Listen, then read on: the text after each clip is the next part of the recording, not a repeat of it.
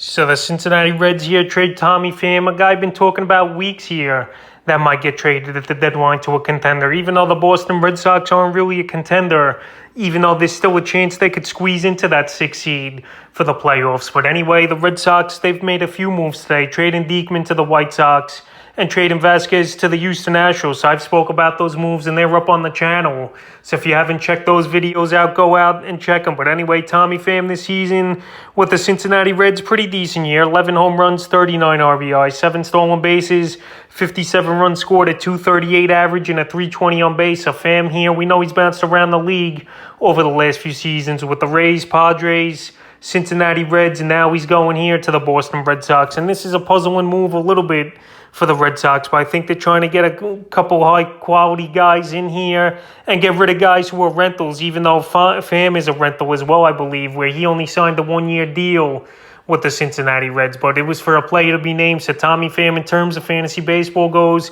he's owned in 50% of fantasy leagues here. Now going to Boston, I think he'll bump up his value just a little bit. We know Boston, they're trading guys away, but they still got a better lineup, I think, than the Cincinnati Reds here. But in terms of the parks, they're about the same. It's a bandbox over there in Cincinnati where Pham was from.